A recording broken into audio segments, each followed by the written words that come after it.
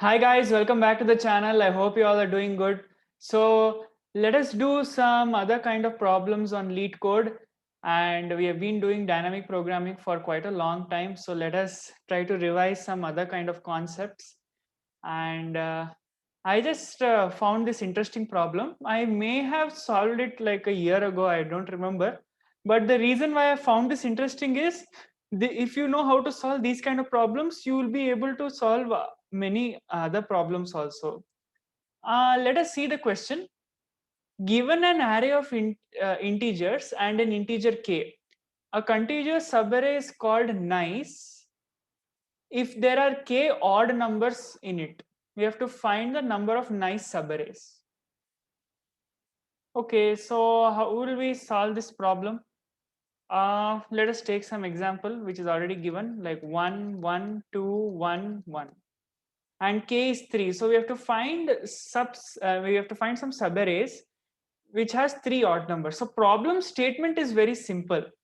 If you have to orally do it now, one subarray can be this, because see over here in this subarray there are 3 ones, and I think even this one is also having 3 ones, so it is subarray. Fine. So how do we actually solve this problem now? What is the concept? What is the logic? So there might be many ways. People might find many ways to solve this problem. But what I want to tell, I mean, the approach that I want to tell, you can solve other problems. Like there are many other problems which can be solved in this type of algorithm only. So what is the logic behind this? The approach that I am saying. So, okay, approach. What we'll do, this array is there, right? I'll just decrease myself.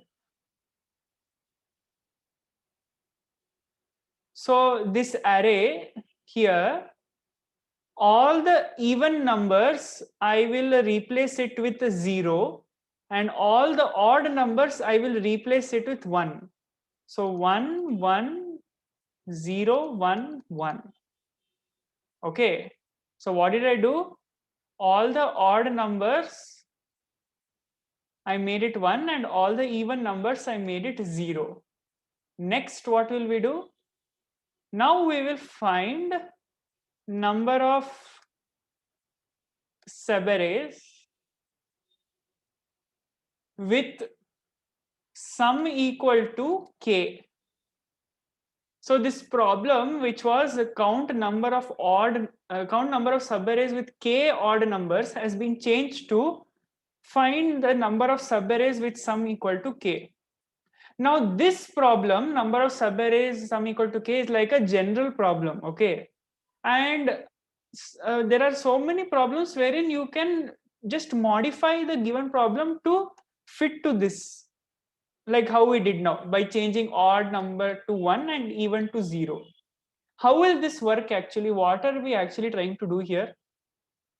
See, the reason why we changed it to 1 and 0 is, now if we try to find out the sum of all the subarrays with such that the sum is k, it essentially means we are adding 1, right? Like if you have to make a sum, suppose k equal to 3, and how can I make a k 3? Essentially it will come from the element 1, because 0 will not increase the sum. 0 is not going to increase, 1 is going to increase the sum. So I need at least some 3 ones, correct? So when I find out such sums which is having a value k, it automatically means that there are k odd numbers. So if you transform the problem like this, it will be simple to solve. I hope you are getting little understanding at least that how we actually did this. So if you are still confused, I will show you now. Now, how will it happen? So first of all, I hope you guys know how to find a number of subarrays with some k. So if you don't know, I'll explain that also in this video. So how do we find number of subarrays with some k? So let us consider our array now. See, our array has changed, okay? It has changed from this input array, we have changed it. All the odd numbers are 1, even numbers are 0. Now what I will do, I'll take a map to store frequency. What frequency I will store? So what is the algorithm basically now? How to find number of subarrays with sum k? Imagine that there is a prefix sum such that the sum is equal to y. There is a prefix sum equal to y. And there is a sum such that this sum is equal to x, but the catch is that y minus x is equal to k. So there exists some sum such that this condition is fulfilled, that two prefix sums are there, y and x, such that y minus x is k. So basically this portion will be k. Just imagine, example. So this equation, I will rewrite this as y minus k is equal to x. So what has changed now in this equation? See, now we are saying that for a given prefix sum y, if I subtract it from k, can I find a sum equal to x? So if I find it in the map, if I store the frequency of all the prefix sums that I've got till now whatever prefix sum I've got, and if I do this logic that I try to find out how many sums are there like this y minus k, I'll add that, because essentially what I'm doing, if I'm finding how many x are there, automatically it means that the remaining portion will be, see this remaining portion k, that also will be, that only will be counted. I'll take example and explain to you. So initially prefix sum is what? Initially prefix sum is 0. So store it in the map. Say map of 0 will be 1. Correct? And or yeah, you can do that also. I mean, yeah. Now what we will do? Now what will sum be? Sum will be equal to 1. Now check, is 1 minus what is our k? K is 3. Does map have any minus 2 value? No, it is not there. Okay, so now what is prefix sum? 2. So 2 minus 3, is it there? No, it is not there. Now what is sum? 2 again. 2 minus 3, it is not there. Now what is sum? 3. 3 minus 3, it is there. It is there, na? 3 minus 3, 1. What is 3 minus 3? 0. How many times 0 has occurred as a prefix sum? Once, because before starting the calculation, the sum was 0. Now what will happen now? Sum is equal to 4.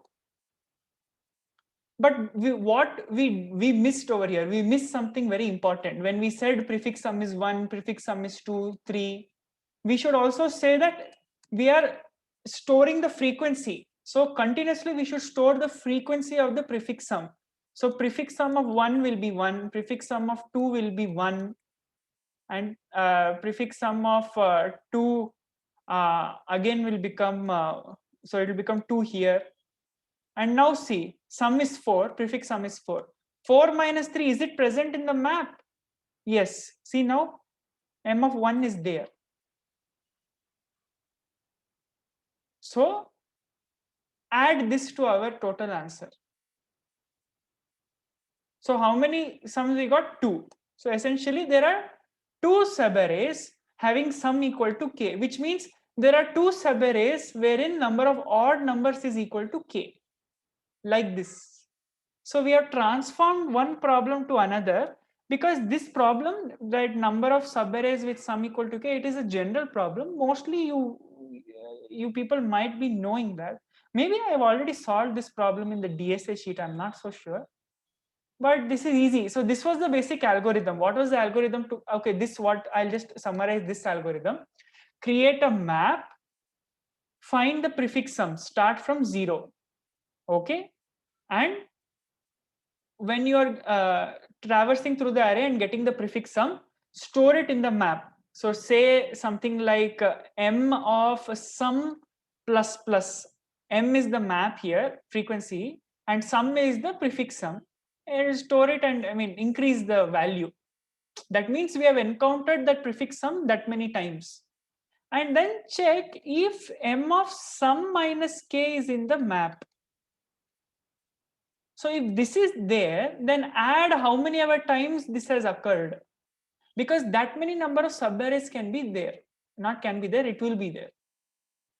That many number of subarrays will be there, which, see, I told na that logic, that if there is a prefix sum y and there's a prefix sum x such that y minus x is k, just rewrite this equation as y minus k is equal to x. So if you are finding how many y minus k is there, essentially that many k only will be there, na? So this is very important problem actually, number of subarrays with sum k. It has been used in many problems. And yeah, that was the logic. I'll just show the code now. It is not that difficult to code it if you know it. So I'll just go through the code now. I've coded it. So I've taken a map, okay, to store the frequencies of the prefix sum. But before that, I'll just change my input array. So wherever I have an odd number, I will make it 1. Wherever even number is there, I'll make it 0. I'll take my sum variable, which will store prefix, and count will store the count of number of good subarrays, which basically means number of subarrays with sum k. So now I'll take the prefix sum. And over here, I'm doing something different. You might feel that sum is equal to k count plus plus. So why I'm doing this? Because over here in this, I did not say map of 0 is 1. So here I made, right, when I was explaining the algorithm, I said m of 0 is 1. If you don't want to do this, what is the alternative of this is, whenever you find a sum equal to k, you should write an extra if condition to check if sum is equal to k, and then you increase the count. That's what I've done. So either you do this in the initial stage or you do this, anything is fine. So both I've told you, both will work.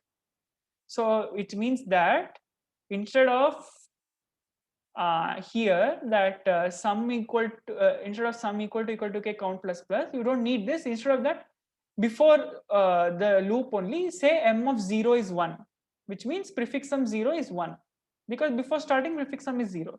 Then check in the map if sum minus k is there. If it is there, add how much ever that value is to the count. So count plus that, and don't forget to increase the frequency of the prefix sum, because that only will help us say if that prefix sum was earlier found, right? This only will help us. So this is most important step actually. If you do this, if you don't do this, you'll get wrong. So if you want me to submit, this is how I'm submitting. See, there are many ways to do this. I think you can use sliding window. You can do so many things here. Tell me in the comments how you have done. I just shared one solution because I thought that maybe other problems also like this will be there and you will get benefit. There are many such problems which are simple, but only that initial thought, sorry, to change the input, that much only that thinking is needed. So that's all for this video. I hope you found it little interesting. If you did, hit the like button, share it with all your friends as much as possible. Subscribe to the channel. It will really motivate me. And until the next videos, take care, stay safe, keep learning, keep growing, stay tuned. Bye.